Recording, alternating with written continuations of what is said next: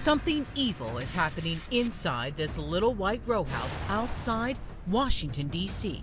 There was a lot more going on than just mere roommates. The wolfpack, Delano Wingfield, Leon Young, and Jeffrey Neal. One by one, they're disappearing. Something went horribly wrong. Delano texts his family he's heading to Europe. Leon, who's been suffering from a mental breakdown, is nowhere to be found.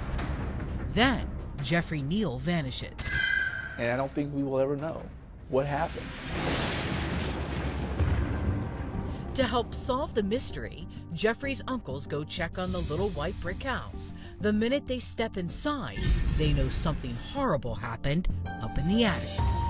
So he grabbed a ladder to climb into the attic, which is a really tight attic. And once they squeeze inside, they discovered the decomposing body of Leon Young. Leon's been brutally murdered. A plastic bag over his head, completely nude. Leon had been bludgeoned to death with a rusty hammer, hit so hard, part of his skull is actually caved in. What was your reaction? I didn't know. I was just dumbfounded. So they asked me to come down to the police station and bring my son, and that's what I did. Just days before Leon's body was found, Jeffrey had resurfaced and moved back in with his mom. But now he's on the hot seat with detectives. I'm glad you got to put your new past, because I got a story for you. You do? Oh, it was a good story. No, it's not a good story. No, it's not a good story. It's a shocking and horrifying story. Yeah, so I'm your guy, basically. Jeffrey confesses, telling detectives they are looking at Leon Young's killer. I hit him with the hammer, and he didn't go down from the first blow, but the first blow did make him bleed.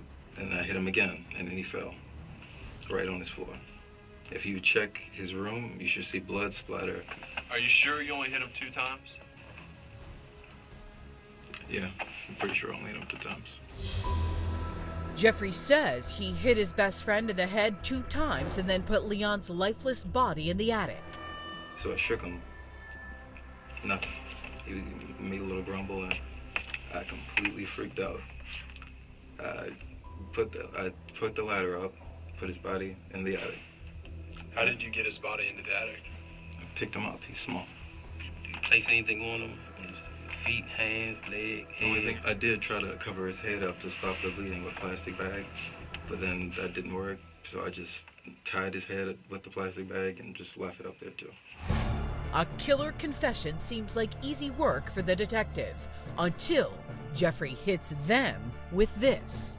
I know I'm going to jail for this, but I'm kind of hoping that my sentence won't be too bad because of self-defense. That's right. Jeffrey says he had to kill Leon because Leon was about to kill him. He was standing in front of the window, looking out the window at his car with his knife in his hand, just shaking his knife. I walked in his room, asked him if he was all right. He attacked me with the knife. I backed up, but he got my hand a little bit, not much. You see? Let's see. On my thumb and my finger. Okay. So he continued to attack me with the knife, and as I backed up, I reached on the table. It was a hammer on the table, and swung it at him, hit him in the head. But Jeffrey's not done with his story.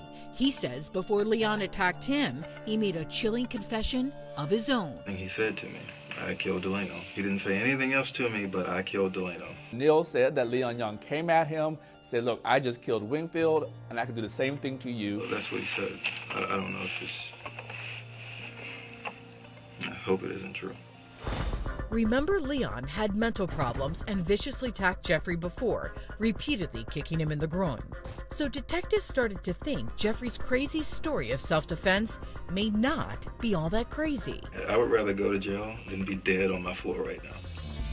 Now cops wonder if Leon may have told Jeffrey where he buried Delano's body.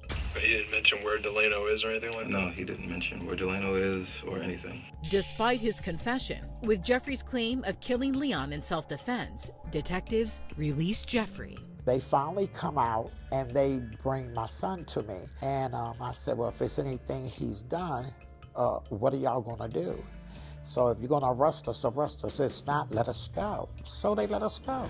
Delano had been reported missing by his grandmother weeks ago, so cops head to this little white brick house looking for clues. Police came back out to this house a second time, and they arrived with cadaver dogs. Those dogs searched the inside of the house and the outside of the property, and they would make another gruesome discovery.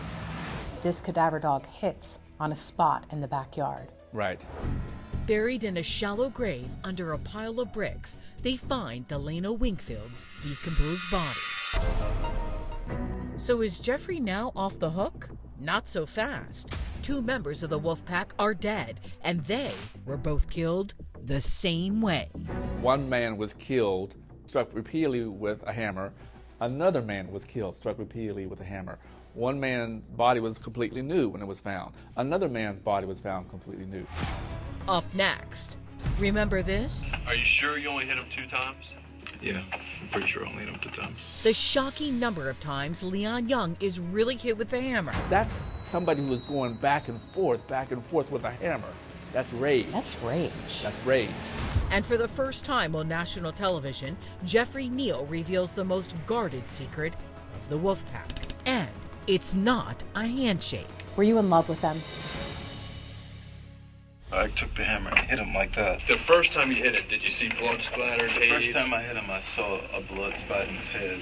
The second time I hit him, I saw the hammer go in his head.